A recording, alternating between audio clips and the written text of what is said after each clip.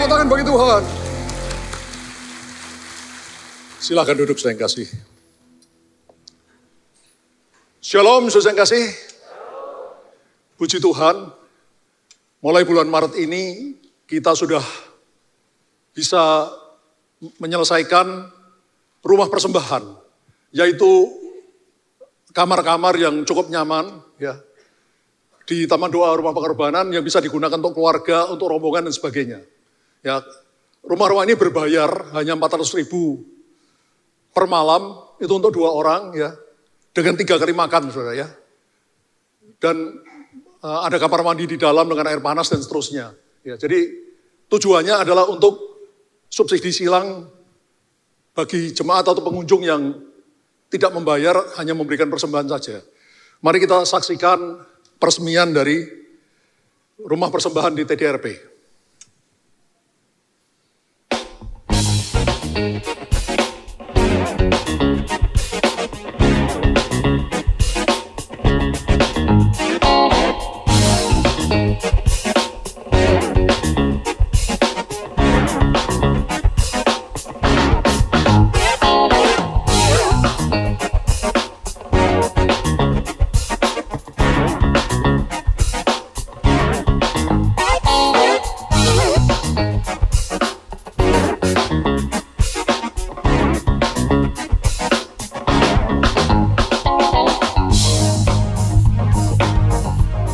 Ya, saudara, pertama-tama saya mengucap syukur kepada Tuhan kita yang luar biasa, Bapa, Putra, Roh Kudus, yang telah mengizinkan kita untuk hari ini bisa mentahbiskan rumah persembahan di Taman Doa Rumah Pengorbanan.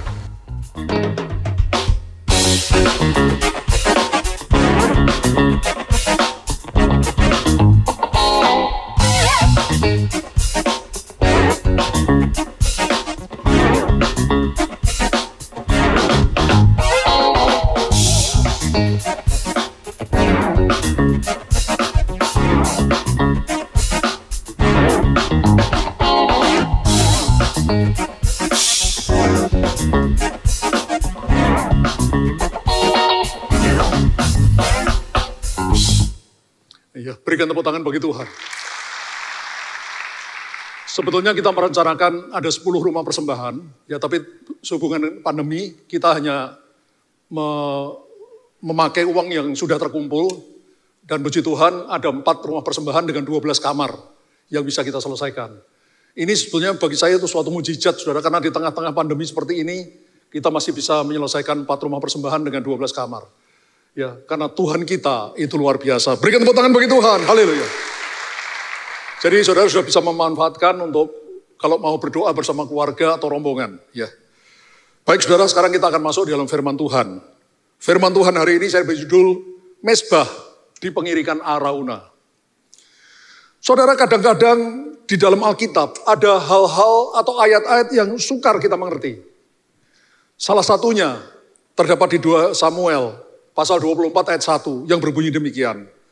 Bangkitlah pula murka Tuhan terhadap orang Israel.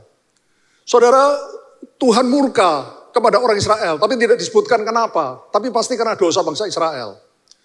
Lalu dikatakan, iya, Tuhan menghasut Daud untuk melawan mereka, melawan orang Israel. Firman-Nya, pergilah, hitunglah orang Israel dan orang Yehuda.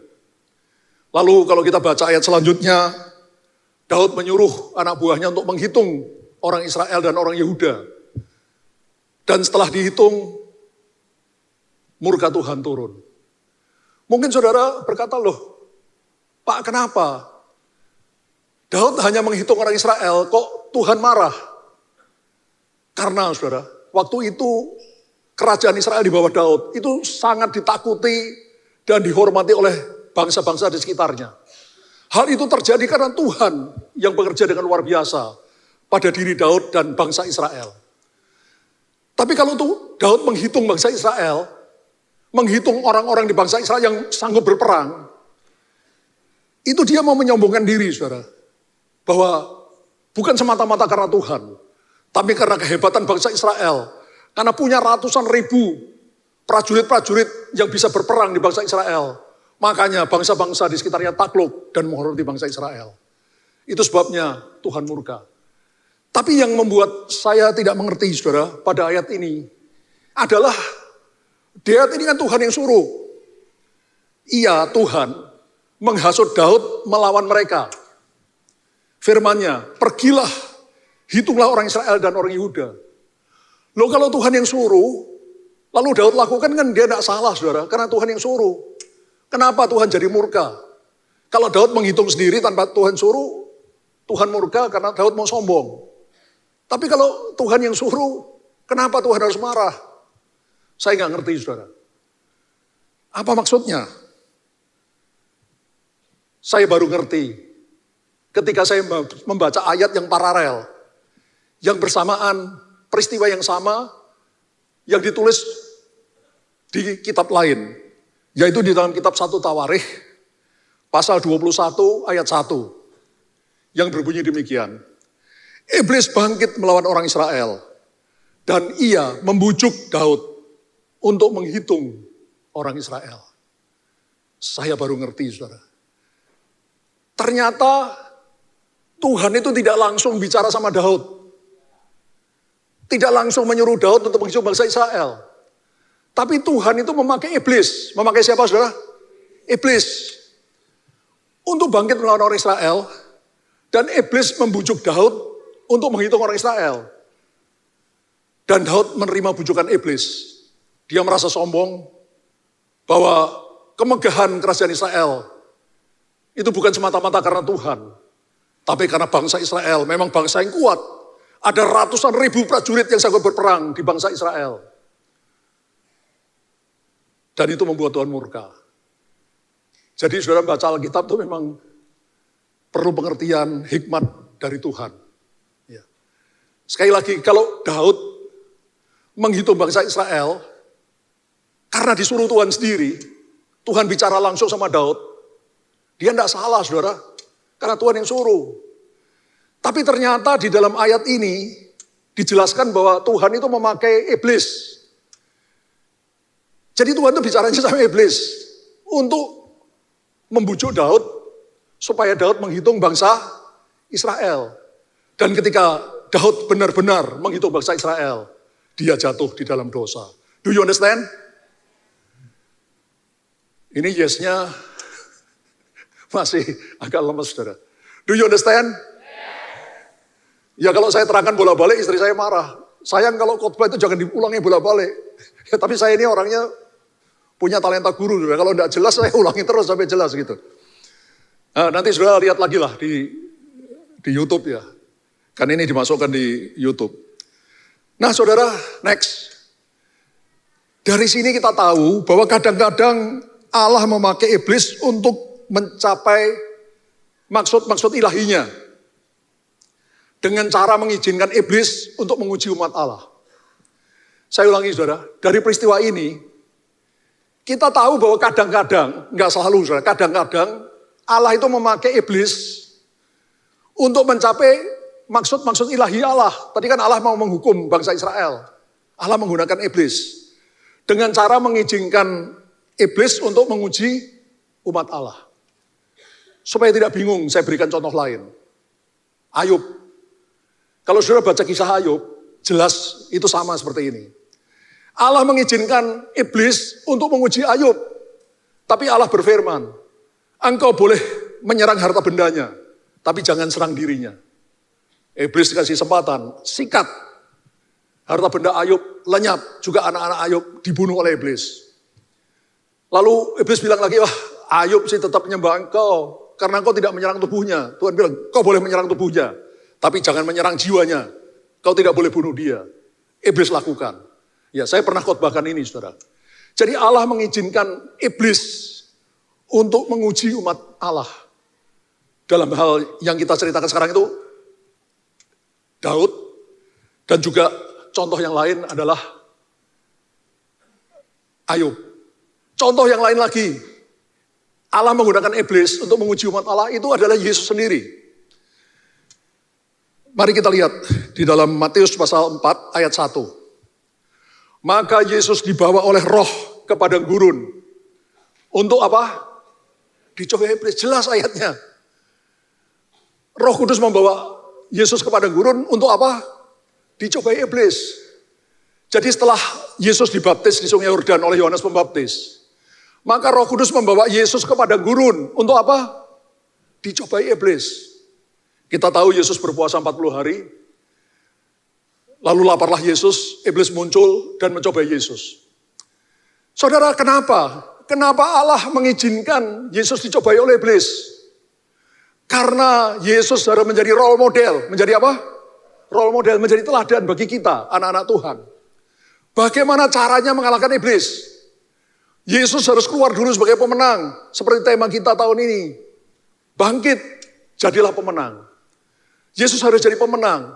Supaya kita semua, anak-anak Allah, mencontoh Yesus juga keluar sebagai pemenang. Do you understand? Dan kita belajar bagaimana caranya Yesus mengalahkan iblis. Yaitu dengan firman Allah. Ada tertulis, manusia hidup bukan hanya dari roti saja, tapi dari setiap firman yang dikeluarkan, disampaikan oleh Allah. Ada tertulis, janganlah kamu mencobai Tuhan Allahmu. Ada tertulis, hanya kepada Tuhan Allahmu engkau harus menyembah. Yesus mengalahkan iblis, pencobaan iblis dengan firman Tuhan. Karena itu saudara, dengar baik-baik. Baca firman Allah tiap hari. Renungkan, simpan dalam hati lalu dilakukan dalam hidup. Sehingga kalau ada pencobaan dari iblis, saudara selalu menang. Karena engkau punya firman Allah di dalam hidupmu. Berikan tepuk tangan bagi Tuhan, haleluya. Sekarang kita kembali kepada Daud. Saudara, setelah iblis membujuk Daud untuk menghitung orang Israel, Daud sadar bahwa ia telah berdosa kepada Tuhan. Hatinya jadi berdebar-debar. Daud sadar bahwa dia telah berdosa pada Tuhan. Dan esok harinya, Nabi Gad datang menemui Daud. Dan menawarkan pada Daud apa yang Tuhan sampaikan. Yaitu ada 3 macam hukuman yang harus dipilih oleh Daud. Yang pertama, 3 tahun masa kelaparan menimpa bangsa Israel. Pilihan kedua, 3 bulan Daud harus lari dari istananya, dikejar-kejar oleh musuhnya. Dan pilihan yang ketiga, 3 hari Tuhan akan menurunkan penyakit sampar kepada orang Israel. Dan ternyata Daud memilih yang ketiga. Dia berkata, janganlah aku jatuh ke dalam tangan manusia, tapi biarlah aku jatuh ke dalam tangan Allah yang penuh dengan belas kasihan. Karena Daud memilih untuk Allah menghukum secara langsung bangsa Israel. Maka, next. Di dalam 2 Samuel 24 ayat 15-16. Di sana dituliskan. Jadi Tuhan mendatangkan penyakit sampar kepada orang Israel. Dari pagi hari sampai waktu yang ditetapkan 3 hari. Maka matilah dari antara bangsa itu. Dari Dan, Israel sebelah utara. Sampai Berseba, Israel sebelah selatan. 70.000 orang. Ketika malaikat Tuhan mengacungkan tangan ke Yerusalem, sampai di Yerusalem, untuk memusnahkannya, untuk menjatuhkan penyakit sampar di kota Yerusalem. Maka menyesalah Tuhan, karena malapetaka itu. Lalu dia berfirman pada malaikat yang mendatangkan kemusnahan pada bangsa itu. Cukup, turunkanlah sekarang tanganmu itu. Perhatikan ayat yang saya highlight.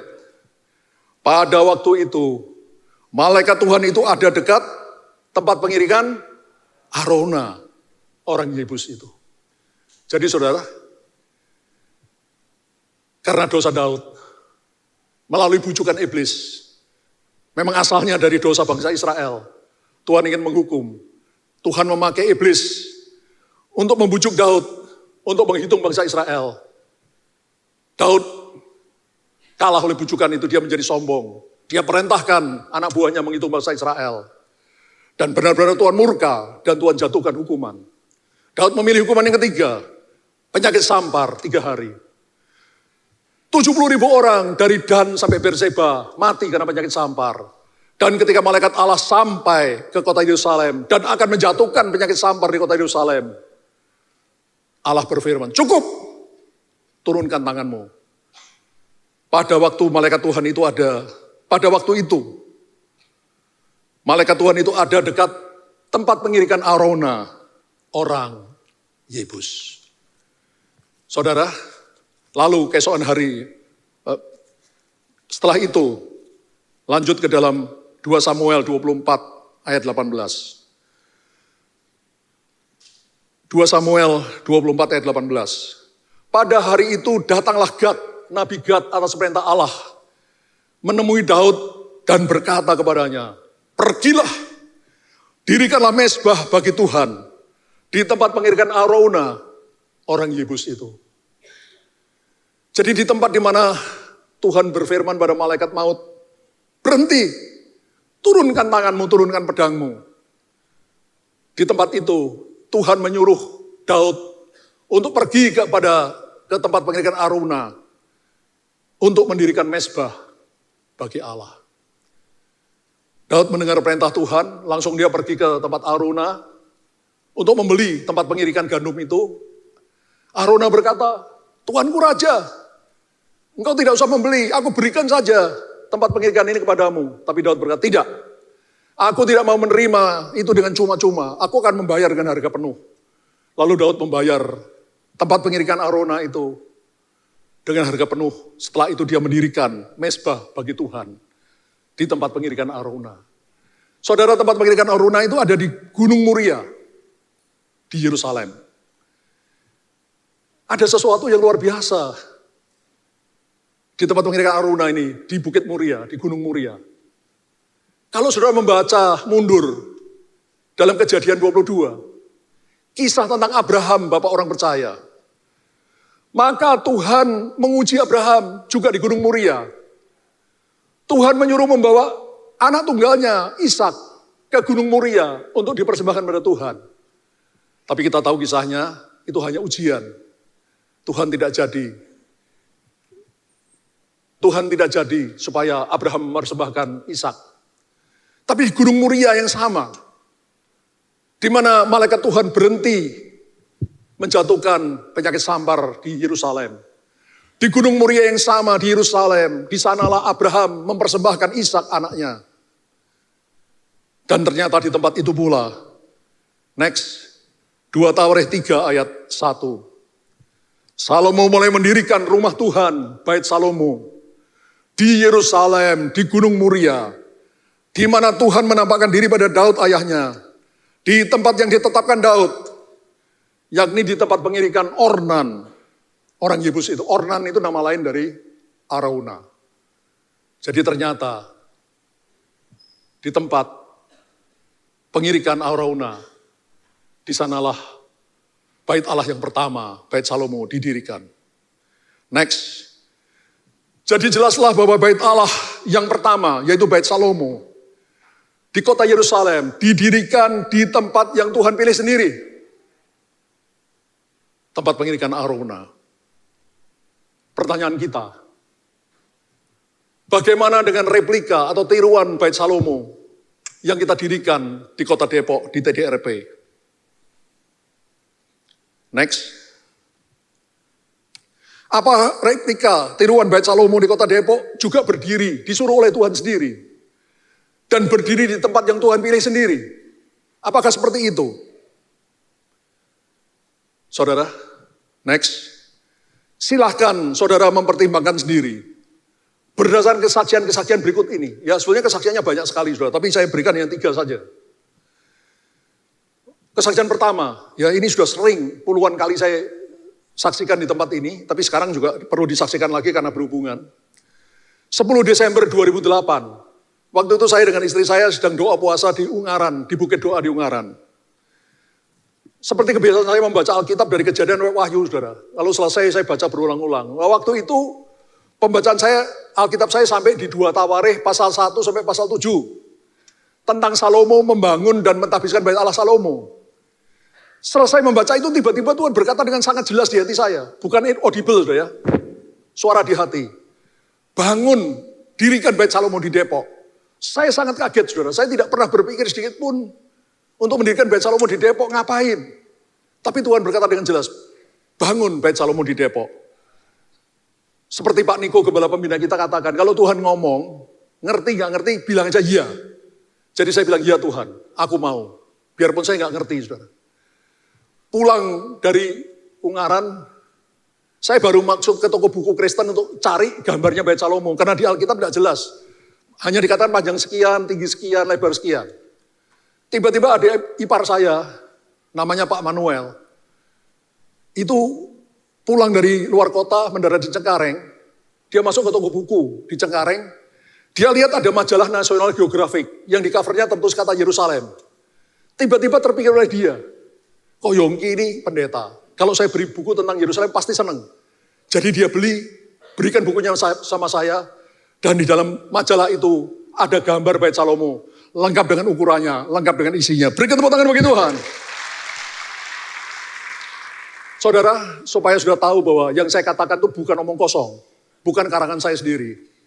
Pak Manuel hari ini, saya minta untuk datang. Mana Pak Manuel? Tolong angkat tangan. Ada Pak Manuel. Ah, itu, yang berdiri di sana. Tolong disorot, saudara. Ya, itu ada ipar saya namanya Pak Manuel. Berikan tepuk tangan bagi Tuhan. Ya. Dulu Pak Manuel ini tinggalnya di Jakarta, tapi sekarang sudah pindah ke Depok dan jadi jemaat kita. Ya, jadi kalau saudara tidak percaya omongan saya, nanti pulang dari sini tinggal saudara ketemu Pak Manuel, tanyakan sendiri. Ya, semua yang saya katakan banyak saksinya. Ya, bukan omong kosong, tapi banyak saksi-saksi yang masih hidup, saudara. Ya, salah satunya Pak Manuel, saudara nanti tanya sendiri. Saudara, dan setelah itu ada banyak sekali mujizat. Ya, saudara bisa baca di buku saya Bintang di Langit Papua. Nah, kesaksian yang kedua, tanggal 14-15 Februari tahun 2012, kita dari GBI Rain 9 itu mengadakan KKR Kesembuhan Ilahi di Papua. Jadi waktu itu kita sering pergi keluar kota, keluar pulau, bahkan pernah keluar negeri satu kali di Bangkok, saudara, mengadakan kebaktian kesembuhan ilahi. Dan pada tanggal 14-15 Februari itu kita mengadakan KKR Kesembuhan Ilahi di Papua, di kota Sentani, Jayapura. Itu berapa kilometer dari Jayapura, saudara? Kota Sentani, Papua. Nah, setelah malam pertama, saudara, ibadah selesai, WL, worship leader dari Papua, yang ditemenin juga oleh Pak Martin Siaan, ya, WL kita, ada juga Pak Ronald Lauli, dan beberapa tim lain, itu bersaksi. Tadi waktu pujian dan penyembahan, kami melihat ada 2 bintang muncul di atas lapangan, satu besar, satu kecil. Lalu setelah itu, bintang itu hilang. Karena kesaksian itu, maka hari kedua, saya sengaja, waktu pujian saya lihat ke atas. Saya benar-benar kaget, saudara. Saya ini orangnya biasa pakai rasio ya, saya insinyur sipil, saudara. Biasa perhitungan eksak. Saya lihat, loh benar, di atas lapangan itu ada 2 bintang. Satu besar, satu kecil. Tapi yang ajaib, saudara, bintang-bintang itu sangat dekat dengan bumi. Jadi saya bayangkan kalau saya punya bedil, saudara, saya bisa tembak, saudara, karena saking dekatnya. Saya amat-amati bintang yang kecil lama-lama hilang, tinggal yang besar. Dan selama 1,5 jam ibadah pujian penyembahan, itu bintang yang besar itu bergerak ke arah barat, ke arah Pulau Jawa, saudara. Pelan-pelan bergerak ke barat, lalu hilang. Wah, saya pikir ini luar biasa sekali. Dan saya yakin ini saksinya banyak, saudara. Di sini, ini Pak Martin ada di sini, saudara ya. Saudara bisa tanyakan juga. Pak Ronald juga sudah tahu, itu semua saksi-saksi hidup ya. Dan banyak lagi saksi yang lain. Dan yang luar biasa, beberapa bulan kemudian setelah itu, bintang itu muncul di kota Depok. Salah satu yang melaksanakan ini, Pak Yudi Pangestu, Wakil Gembala Ibadah 3, ya, yang duduk di depan. Ini saya ngomong ini banyak saksinya, saudara. Kalau saya bohong, waduh, ini saksi hidupnya banyak sekali. Ya. Banyak yang melihat bintang itu turun di kota Depok. Bahkan Pak Yudi lihat ada di atas gereja kita ini, saudara. Ya, Pak Yudi waktu itu rumahnya di dekat Villa Novo sana, dia lihat dari tempat dia malam hari bintang itu muncul di atas gedung gereja kita. Dan yang paling luar biasa, pada malam hari itu ada ibu dari Pak Denny Sutanto. Pak Denny Sutanto itu Wakil Gembala Ibadah 3, Ibadah 7. Ya. Rumahnya itu di sebelahnya Taman Doa. Waktu itu belum ada Taman Doanya, belum jadi, masih hutan bambu. Ibunya itu sedang duduk di teras rumah di samping TDRP, yang belum jadi. Dan ibu itu melihat ada sinar terang benderang di hutan bambu. Jadi dia bilang sama anaknya kemudian, Den, aneh ya, kok malam-malam mama lihat ada orang pasang lampu sorot di hutan bambu. Tapi saya tahu itu bukan lampu sorot, saudara, karena pada waktu itu sudah banyak orang yang melihat bintang itu, besar itu turun di kota Depok. Termasuk Pak Yudi, termasuk Pak Billy Tikoalu, ya wakil gembala ibadah 5, Pak Hendra Manalu, ya gembala dari Roti Hidup dan sebagainya. Ya. Jadi ini banyak saksinya. Yang lebih luar biasa lagi, tanggal 31 Desember 2012, seperti biasa kita adakan acara tutup tahun di tempat ini. Selesai acara, ada 6 orang anggota tim misi kita yang dipimpin oleh Pak siapa waktu itu? Pak Rahman. Mereka itu melanjutkan acara di sekitar sini, saudara. Selesai ibadah, mereka melanjutkan acara di dekat-dekat sini. Lalu jam 2, jam 3 pagi, mereka mau pulang ke rumahnya. Mereka goncengkan sepeda motor lewat di jembatan baru di samping jembatan Panus. Dan mereka terkejut, sudah. Di belakang jembatan Panus, dari arah belakang jembatan Panus, itu muncul cahaya naik ke atas. Pertama-tama mereka ngira itu mercon atau kembang api, karena itu tanggal 1 Januari 2013. Tapi ketika mereka lihat, itu bukan kembang api, sudah. Jelas bentuknya bintang. Jadi mereka berhenti, 6 orang berhenti di pinggir, di jembatan baru di samping jembatan Panus. Mereka mengamati, saudara. Mereka lihat dari arah belakang jembatan Panus, ada bintang naik ke atas pelan-pelan, menuju ke arah Pasar Segar. Lalu di atas Pasar Segar, bintang itu naik ke atas dan hilang. Waktu saya tanya sama Pak Rahman, seperti apa bintangnya? Dia bilang ini sebesar ini loh. Ya sebesar speaker ini. Ya, begitu besar, saudara. Itu juga sama seperti saya lihat di atas lapangan tes Eluai di Papua, Sentani, juga besar sekali, saudara. Tuhan itu luar biasa. Berikan tepuk tangan bagi Tuhan, haleluya. Dan setelah itu ada banyak sekali mujizat, saudara. Ya. Nah, setelah TDRP didirikan, Taman Doa Rumah Pengaduan didirikan, maka ada banyak sekali mujizat. Mujizat kesembuhan, itu banyak sekali. Mujizat ekonomi, orang yang sudah bangkrut, berdoa puasa di sana berhari-hari, berbulan-bulan, Tuhan jawab doanya. Ada yang keluarganya berantakan, Tuhan pulihkan dan seterusnya. Dan yang paling luar biasa bagi saya, yang membuat saya amazing, sangat kagum, saudara, yaitu munculnya banyak orang yang melihat, termasuk anak kecil, melihat malaikat Tuhan muncul di Taman Doa Rumah Persembahan atau di Bait Salomo. Mari kita saksikan videonya. Ya, malaikat Tuhan Yesus di TDRP. Di sebelah salib. Sebelah salib, gede ya malaikatnya? Gede malaikatnya. Tangannya gimana? Shalom, saya Bu Iriana. Sudah hampir 1 tahun, cucu saya ngelihat malaikat besar di TDRP. Waktu itu, waktu kita dalam penyembahan pujian, dia tuh seperti ketakutan gitu. Tapi saya nggak tahu apa yang dia takutin gitu. Tiba-tiba saya ajak dia pulang, karena dia udah takut banget. Akhirnya saya ajak pulang, sampai di rumah, langsung dia menggambarkan ada malaikat, terus ada salib, dia gambarin seperti di TDRP. Waktu saya ngelihat gambar itu, langsung dia ngomong, Oma, aku ngelihat malaikat besar di TDRP. Nah, saya berpikir, itu cuma hayalan dia. Tapi dia tunjukin gambar, dia langsung gambar, dia tunjukin, Oma ini aku ngelihat malaikat besar, Oma, katanya. Di sebelah salib, dia bilang begitu. Langsung saya ngelihat itu, gambarnya itu dia. Oh, dia gambar sendiri bahwa itu malaikat. Oh, apa yang dia takutin di TDRP itu, ternyata itu dia ngelihat malaikat besar. 3 minggu yang lalu, tepatnya tanggal 23 Januari 2019, pada jam 7 sampai 9 pagi, saya dihampiri Bapak lansia yang berasal dari Gereja Kristen Jawa di daerah Cibubur. Dan mereka menghampiri dan bertanya kepada saya bahwa dia melihat seorang malaikat turun dari terang lampu yang sangat terang benderang seperti lampu sorot yang berada di tengah pintu hall utama, dan dia melihat malaikat Tuhan berjubahkan putih turun dari lampu yang terang benderang itu dari atas ke bawah. Pada tanggal 10 hari Minggu jam tengah 9 malam, saya keluar dari Menara Doa karena saya mau istirahat sebentar. Dari jam 6 sore saya sampai setengah 9 itu sudah bertugas. Tiba-tiba saya melihat ada sayap yang terbang 2 mundar-mandir. Saya pikir itu apa ya Tuhan? Apa itu sorotan lampu?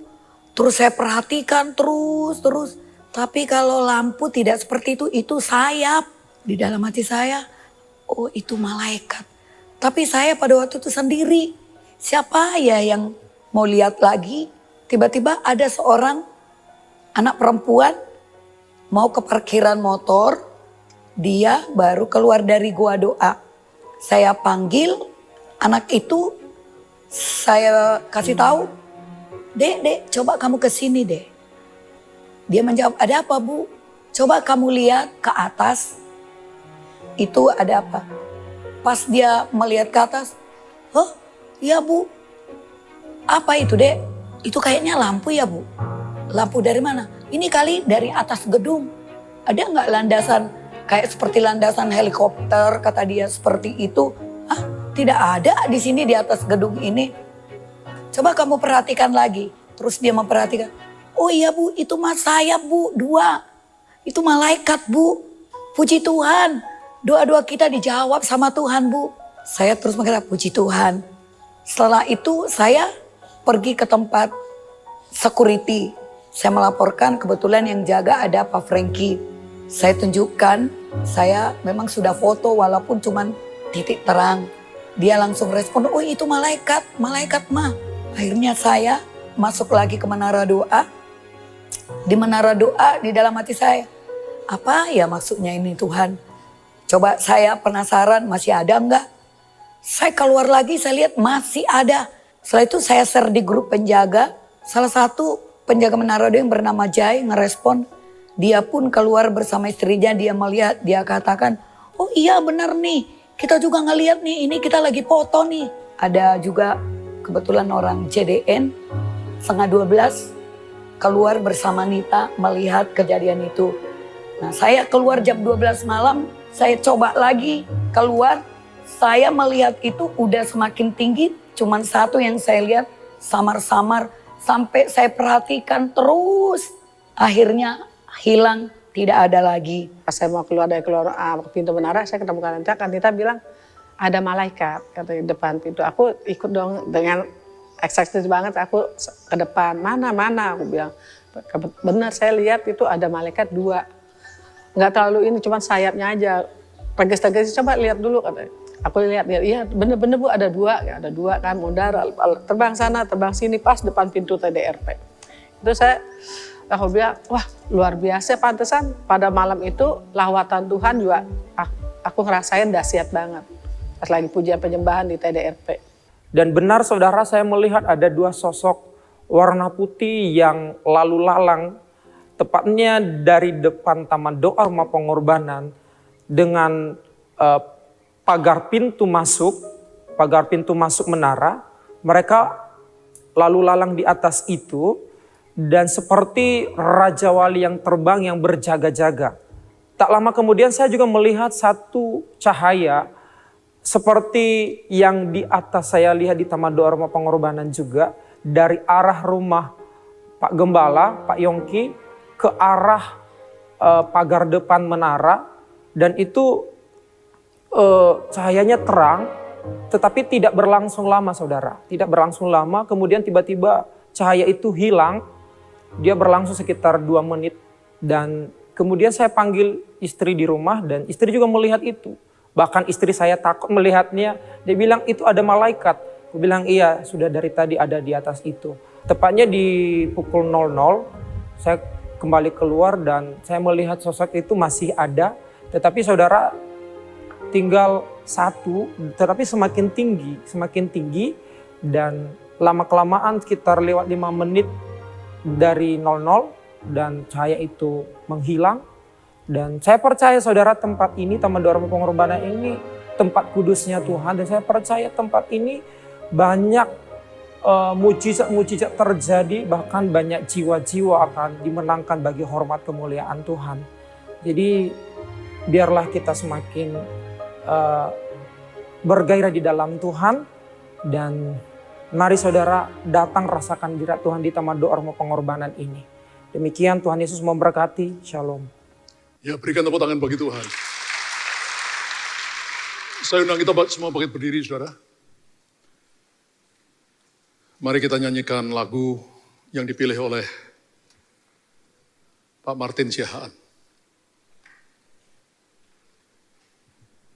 Lagu ini adalah lagu di mana ketika peresmian Taman Doa Bukit Salomo, saudaraku, diresmikan.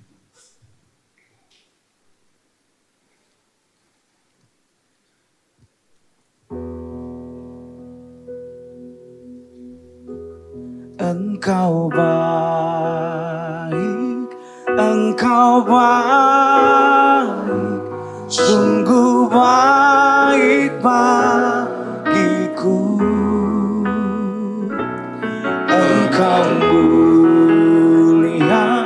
Engkau mulia, mulia namamu, Yesus.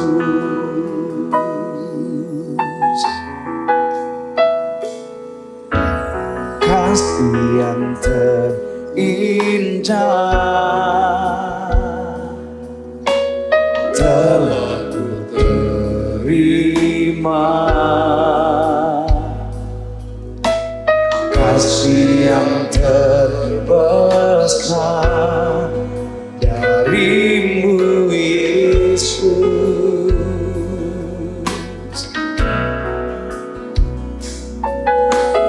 Bukan karena kebaikan